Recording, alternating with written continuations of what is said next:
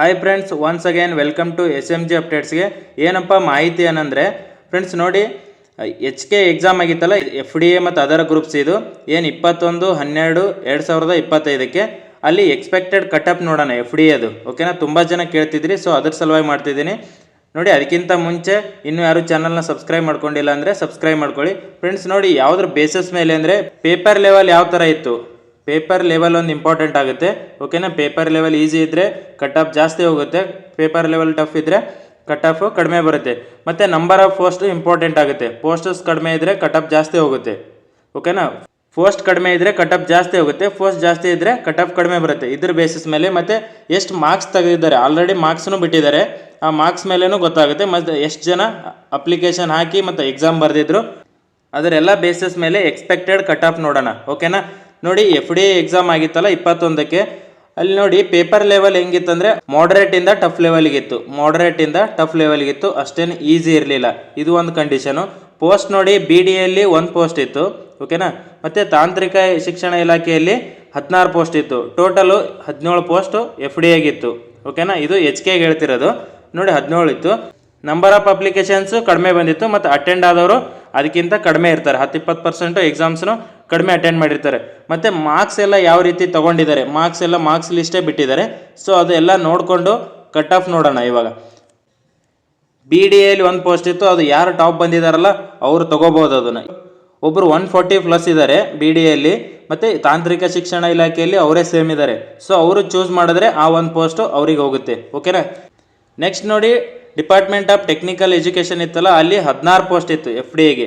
16ರಲ್ಲಿ ಅವರು 1 ಪೋಸ್ಟ್ನ 2ರಲ್ಲಿ ಬಂದಿದ್ರು. ಅವರು ಯಾರು ಫಸ್ಟ್ ರ್ಯಾಂಕ್ ಇರೋರು 2 ಲಿಸ್ಟಲ್ಲಿ ಟಾಪಲ್ಲಿದ್ದಾರೆ.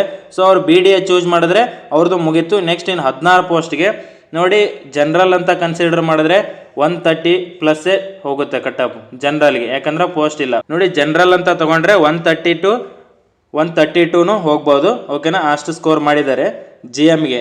ನೆಕ್ಸ್ಟ್ ಇನ್ನು ಅದರ್ ಕ್ಯಾಟಗರೀಸ್ ಎಲ್ಲ ತೊಗೊಂಡ್ರೆ ಓವರಾಲು 120+ ಆದರೆ ಆಗುತ್ತೆ ನೋಡಿ, 120+.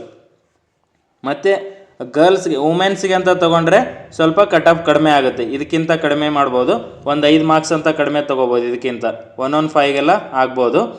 ಓಕೆನಾ, ಏನು ಬೇರೆ ಕ್ಯಾಟಗರಿ ಇದಾವಲ್ಲ ಎಲ್ಲನೂ ಮಿನಿಮಮ್ 120, 125 ಹೋಗ್ಬೋದು. ಯಾಕಂದರೆ ನಂಬರ್ ಆಫ್ ಪೋಸ್ಟ್ ತುಂಬ ಕಡಿಮೆ ಇದೆ. 16 ಪೋಸ್ಟ್ ಅಂದರೆ ಟಾಪಲ್ಲಿ ಬಂದಿರೋರನ್ನೇ ಹೋಗ್ಬಿಡ್ತಾರೆ. 120 ಮೇಲೆ 16-17 ಜನ ಇದ್ದಾರೆ, 2 ಲಿಸ್ಟಲ್ಲಿ ಇದ್ದಾರೆ. ಸೊ 2 ಲಿಸ್ಟಲ್ಲಿ ಇದ್ರೂ ಮರ್ಜ್ ಆಗ್ತಿತ್ತು. ಬಟ್ ಇವಾಗ BDಯಲ್ಲಿ 1 ಪೋಸ್ಟ್ ಇರೋದ್ರಿಂದ 2 ಏನು ಮಿಕ್ಸಪ್ ಆಗಲ್ಲ ಕ್ಯಾಂಡಿಡೇಟ್ಸ್, ಯಾಕಂದರೆ ಒಂದೇ ಪೋಸ್ಟ್ ಇದೆಯಲ್ಲ.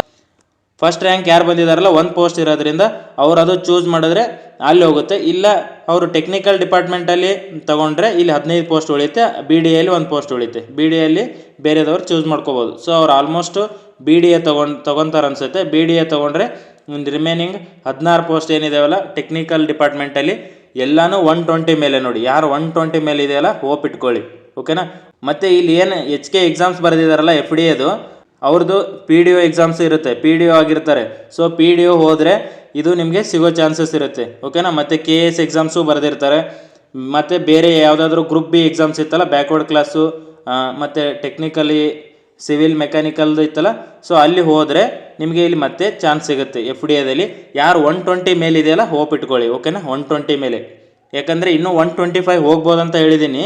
ಬಟ್ ನೋಡಿ, ನಾನು ಇನ್ನೊಂದು ಪಾಯಿಂಟ್ ಹೇಳಿದ್ದೀನಿ, ಏನಂದರೆ PDO ನೋಡಿ HK ಮತ್ತು ನಾನ್ HKದು ಇದೆ.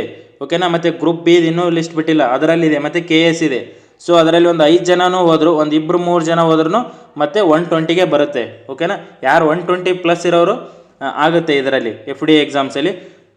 ಮತ್ತು ನಾನ್ HK FDA ಎಕ್ಸಾಮ್ ಇದೆಯಲ್ಲ ಅದರದ್ದು ಪೇಪರ್ ಲೆವೆಲು ಮತ್ತು ನೆಕ್ಸ್ಟ್ ಕ್ಯಾಂಡಿಡೇಟ್ಸ್ ಯಾವ ಥರ ಮಾರ್ಕ್ಸ್ ತೊಗೋತಾರಲ್ಲ ಆ ಮಾರ್ಕ್ಸ್ ಮೇಲೆ ಮತ್ತು ಎಷ್ಟು ಜನ ಅಟೆಂಡ್ ಮಾಡಿದ್ರು ಅದರ ಬೇಸಿಸ್ ಮೇಲೆ, ನಂಬರ್ ಆಫ್ ಪೋಸ್ಟ್ ಮೇಲೆ ಏನು ಮಾಡೋಣ, ಎಕ್ಸ್ಪೆಕ್ಟೆಡ್ ಕಟ್ ಆಫ್ ಮಾಡೋಣ. ಇವಾಗ ಯಾರು HK ಎಕ್ಸಾಮ್ಸ್ ಬರೆದಿದ್ದೀರಲ್ಲ 120 ಮೇಲೆ ಏನಿದೆಯಲ್ಲ ನಿಮ್ಮದು ಹೋಪ್ ಇಟ್ಕೊಳ್ಳಿ. ಓಕೆನಾ, ಯಾಕಂದರೆ ಬಿಟ್ಟು ಹೋದರೆ ಆಲ್ಮೋಸ್ಟ್ PDO ಮತ್ತು KS ಗ್ರೂಪ್ B ಎಕ್ಸಾಮ್ಸಲ್ಲಿ ಆಗಿರ್ತಾರೆ ಒಬ್ಬೊಬ್ಬರು, ಅವ್ರು ಆದರೆ ಇಲ್ಲಿ ಕ್ವಿಟ್ ಮಾಡಿ ಅಲ್ಲಿ ಹೋಗ್ತಾರೆ. ಸೊ ನಿಮಗೆ ಇಲ್ಲಿ ಚಾನ್ಸ್ ಸಿಗುತ್ತೆ. ಓಕೆನಾ, ಮತ್ತು ವುಮೆನ್ಸ್ಗೆ ನೋಡಿ ಕಡಿಮೆ ಆಗುತ್ತಂತ ಹೇಳಿದ್ದೀನಿ, ಒಂದು 4-5 ಮಾರ್ಕ್ಸು ಕಡಿಮೆ ಬರ್ಬೋದು. ಮತ್ತು ಇವಾಗ ಏನು SDA ಎಕ್ಸಾಮ್ ಇದೆಯಲ್ಲ ನಾನ್ HKದು ಮತ್ತು HKದು ನೆಕ್ಸ್ಟ್ ಮಂತ್ ಎಕ್ಸಾಮ್ ಇದೆ. ಸೊ ಕಂಟಿನ್ಯೂ ಸ್ಟಡಿ ಮಾಡಿ, ಚೆನ್ನಾಗಿ ಮಾರ್ಕ್ಸ್ ಮಾಡಿ. ಓಕೆನಾ, ಥ್ಯಾಂಕ್ ಯು ಫ್ರೆಂಡ್ಸ್.